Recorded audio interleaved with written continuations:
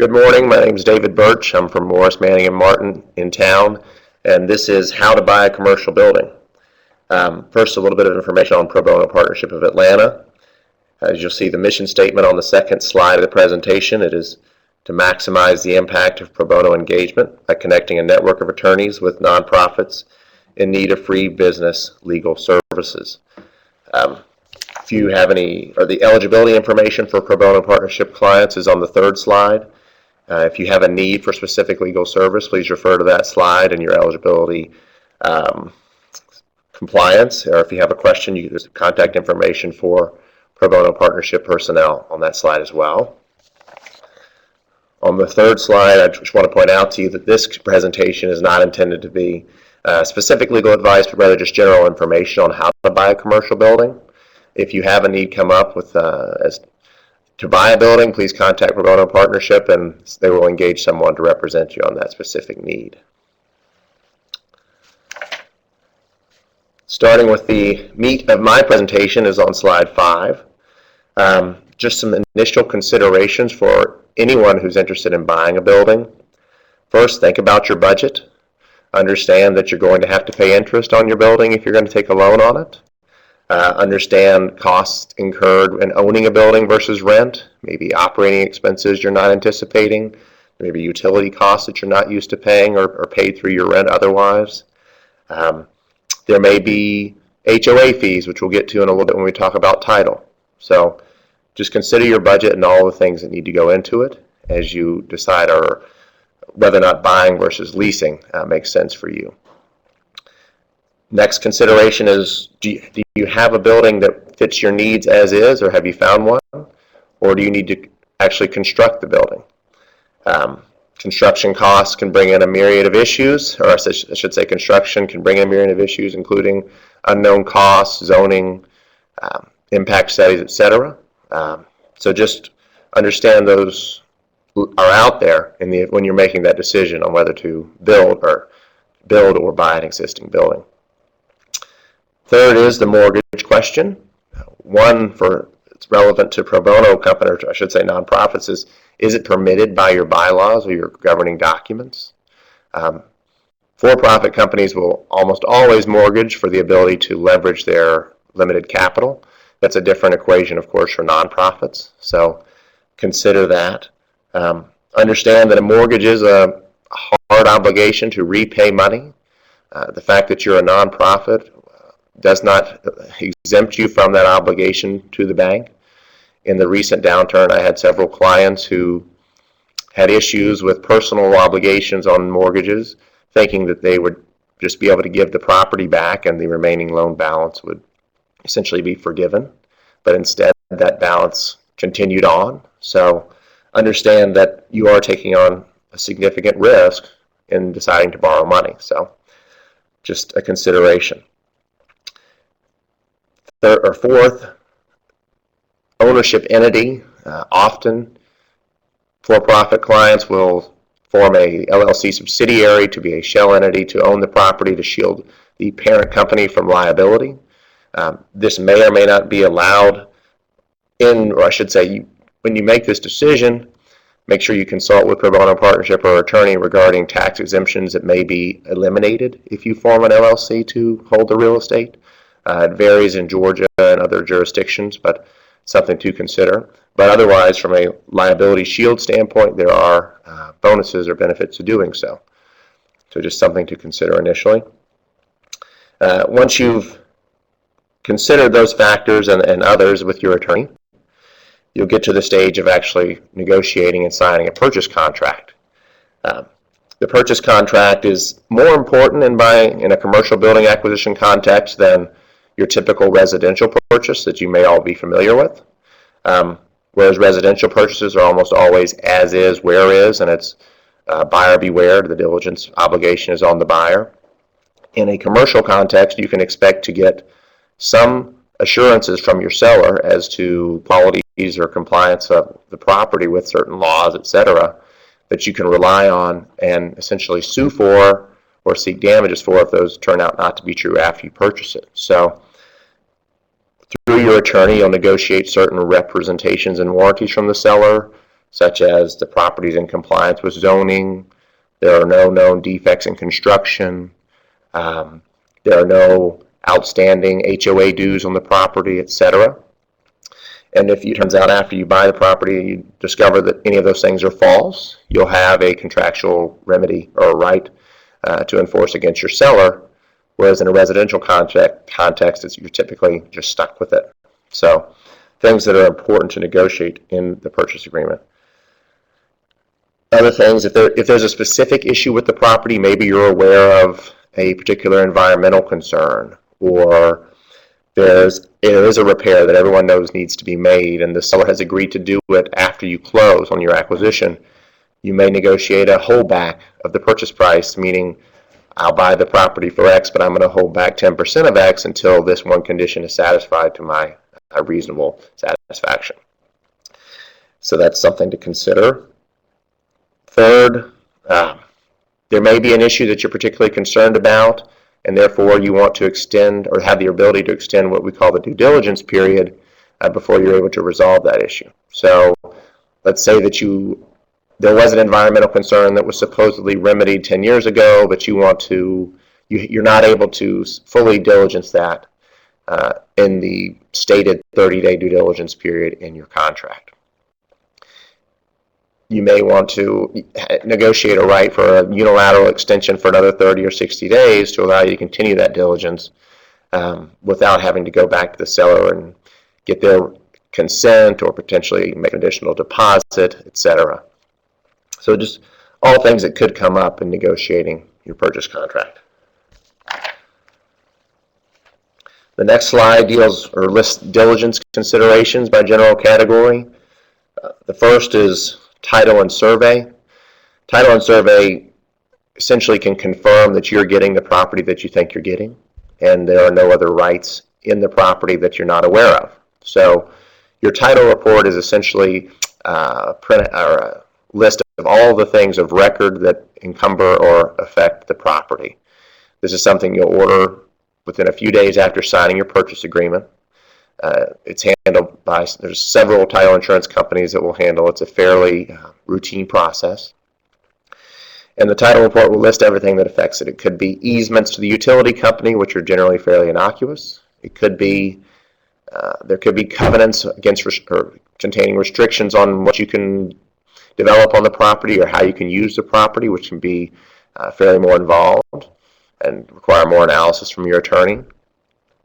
There can be declarations or community covenants that require payments of assessments for common area maintenance and insurance of common areas within the development, which may impose additional costs of ownership that you might otherwise not be aware of.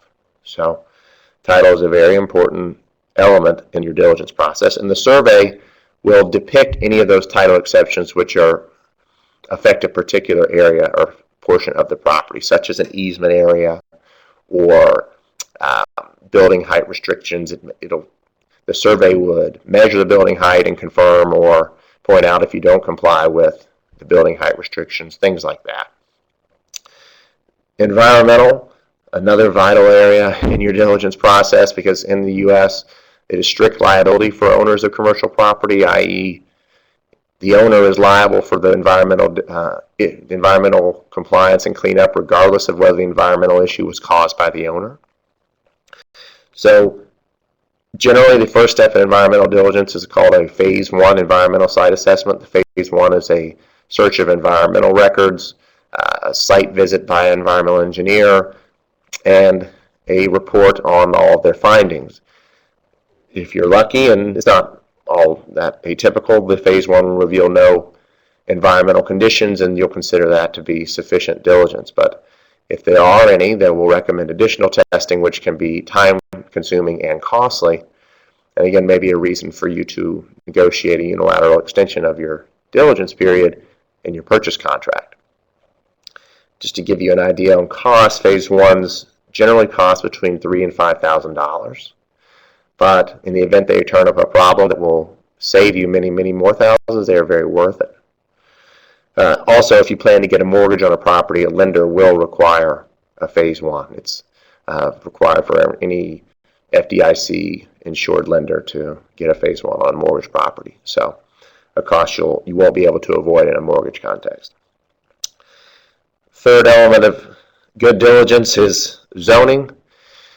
Just because a building is used currently doesn't mean you can use it the same way, or just because a particular use is currently occurring at the building doesn't mean it's legal and doesn't mean that you can use it that way. So zoning is a search of the municipal code related to use, height restrictions, parking restrictions, setback restrictions, etc. on a particular piece of property.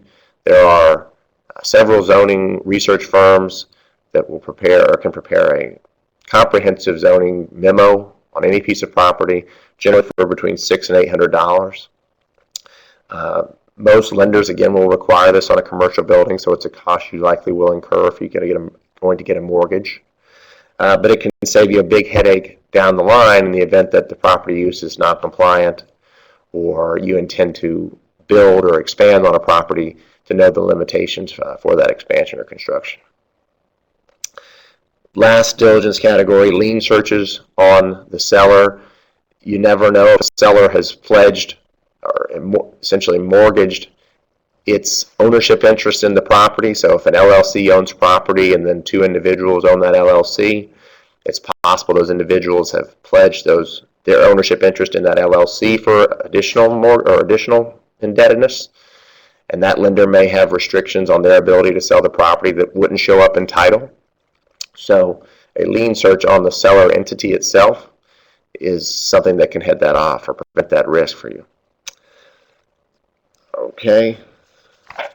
Before we move to the next slide, I didn't put this on a slide, but something that should be mentioned is once you've cleared all the diligence hurdles and you're satisfied with that the property meets your requirements and you're ready to close, I would advise any client to obtain a title insurance policy.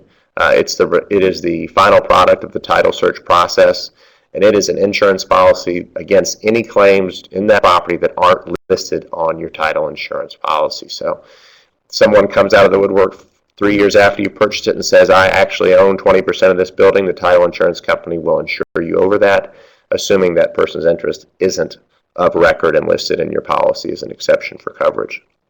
So they're generally priced at about $1 per $1,000 of coverage, so they're not terribly expensive, and they're just comfort that you understand and are insured as to your interest in commercial building. The next slide are tax considerations. I admit I am not a tax attorney, so when this stage in the process comes up in your acquisition of a building, you will need to engage pro bono partnership to talk to a tax attorney. But things to consider, and I've had come up in these situations in the past, are possibly a seller would be willing to give a lower purchase price and able to realize a tax deduction on the difference in the fair market value versus what they're willing to sell it to you for.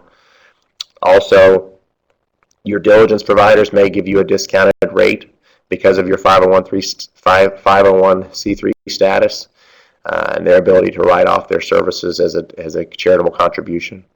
So just things to consider as you go through the diligence process, and things your attorneys can advise you on. For any more information on this topic or others, slide 8 contains the pro bono partnership contact information. Any questions to answer?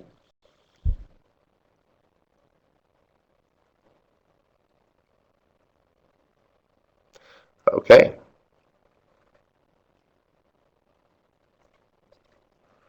We have a few questions. Just a thank you. Oh, yes. We have one question.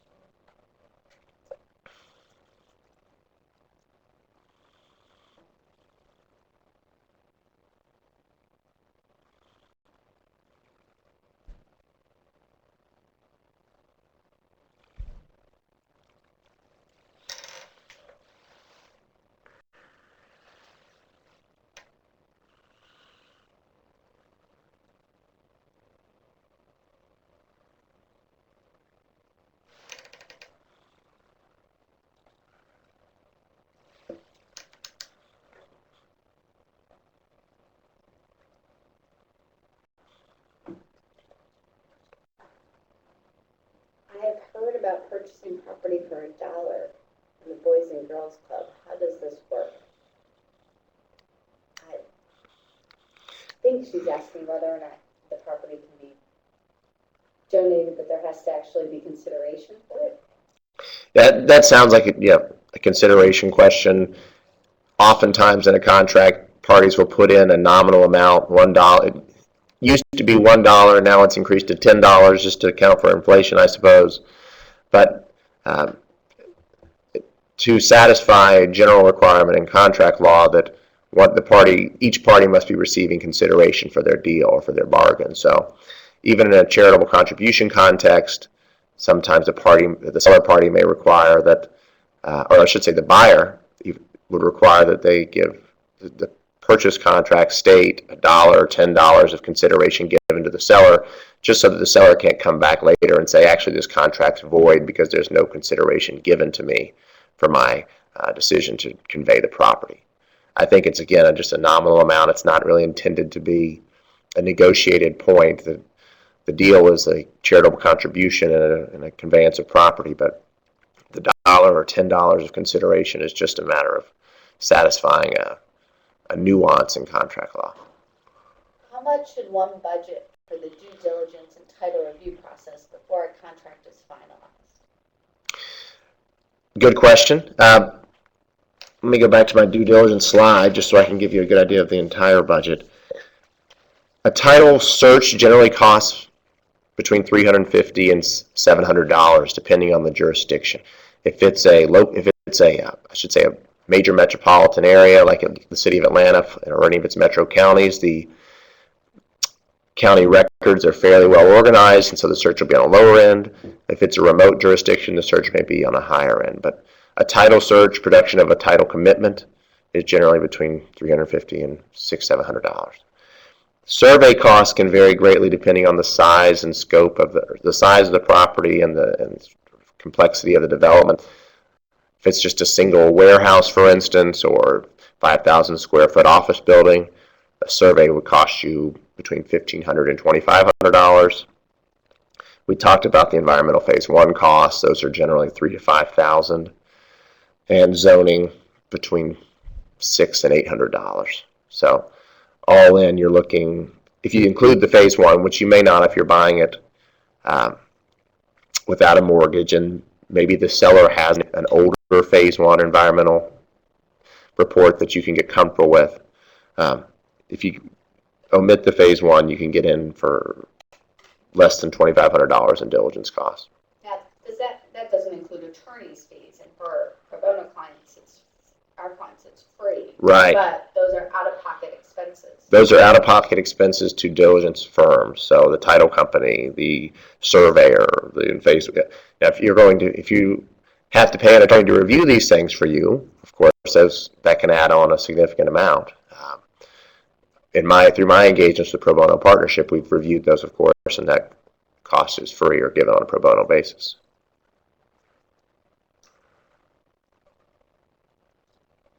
Okay, well, that's all the questions. Thank you for allowing me to present to you. And oh, wait, no, just under the wire.